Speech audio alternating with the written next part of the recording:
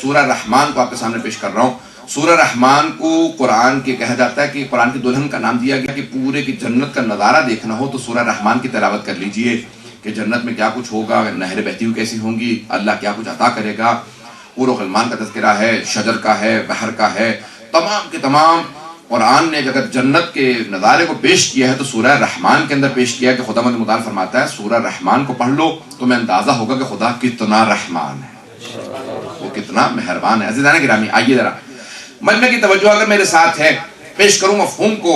اس سورہ کے اندر ایک آیت آئی ہے کہ حل جزاء الاحسان الا الاحسان، کیا نیکی کا بدلہ، احسان کا بدلہ احسان کے علاوہ اور کچھ ہو سکتا ہے؟ یہ سوال نہیں ہے بلکہ لمحہ فکریہ ہے، اللہ سوچنے پہ مجبور کر رہا ہے. یہ اللہ سوال نہیں کر رہا کہ اللہ کو جواب چاہیے، اللہ کہہ رہا ہے سوچو تو صحیح، کیا احسان کا بدلہ احسان کے علاوہ اور کچھ ہو سکتا ہے؟ تو اب اللہ سبحانہ وتعالیٰ پھر دو ایسی ہستیاں ہیں جنہیں محسن اسلام کہا جاتا ہے.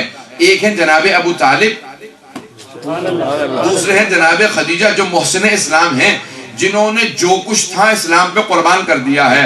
عزیزان گرامی سارے مجمع کی توجہ ہوگی، میں پورا زور لگا کے ان جملوں کو پیش کروں گا اگر مفہوم ادا کر پاؤں کہ کون ہیں یہ دو ہستیاں جنہوں نے سب کچھ قربان کر دیا. ایک ہے جناب ابو طالب جو کچھ تھا سب کچھ اسلام پہ قربان کر دیا، دوسرے جناب خدیجہ الکبریٰ جو کچھ تھی دولت اسلام پہ قربان کر دی. یہاں تک کہ جب ان کا انتقال ہوا، ان کا وصال ہوا تو ان کے پاس کفن نہیں تھا. رسول خدا سے وصیت کی مجھے میری پوشاک میں دفنا دیجئے گا، میں نے سب کچھ قربان کر دیا. وہ بی بی جس کے کتنے ملازم ہیں، کتنے محل ہیں، کتنا سونا ہے، کتنے اونٹ ہیں، کتنے باغات ہیں، کتنے محل، کچھ بھی نہیں ہے. جب وقت وصال کچھ بھی نہیں تھا، بی بی کی انتقال کے وقت کچھ بھی نہیں تھا بی بی کے پاس. عزیزان گرامی کس پہ قربان کر دیا؟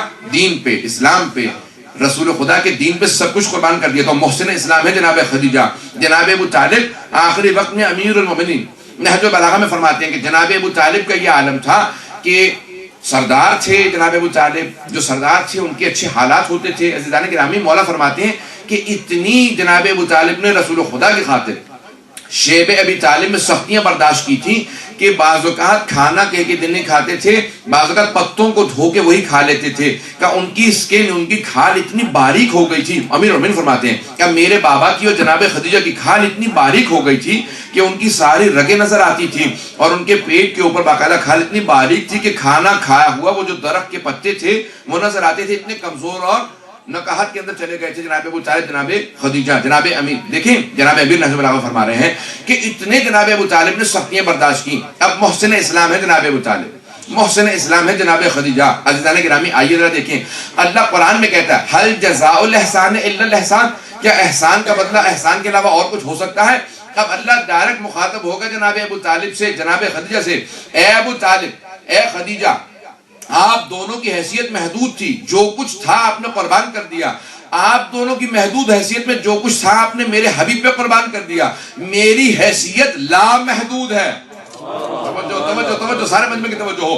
کہا اے ابو طالب، اے خدیجہ، آپ دونوں کی حیثیت محدود تھی، جو کچھ تھا میرے حبیب پہ قربان کر دیا. میری حیثیت لامحدود ہے، میں اپنے لامحدود خزانے سے، اے ابو طالب اپنے لامحدود خزانے سے جو سب سے قیمتی ہے وہ علی ہے آپ کو عطا کرتا ہوں.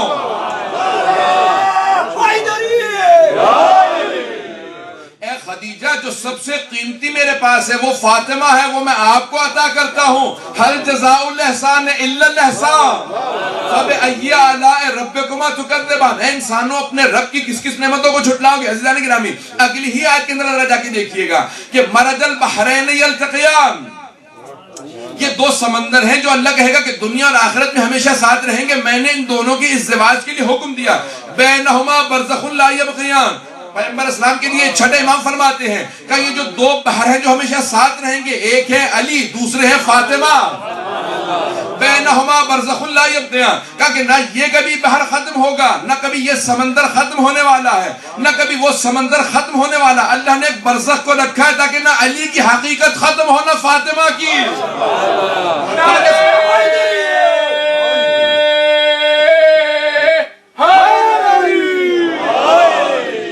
ختم نہیں ہوتی بات کو. اگلی ہی آیت میں اللہ سبحانہ وتعالی فرماتا ہے کہ یخرج منہما اللؤلؤ والمرجان، کہ ان سے دو موتی حاصل ہوں گے. توجہ کیجیے گا بلانے کے نام میں، ایک سبز ہوگا دوسرا سرخ ہوگا. سبز کا نام حسن ہوگا، سرخ کا نام حسین ہوگا.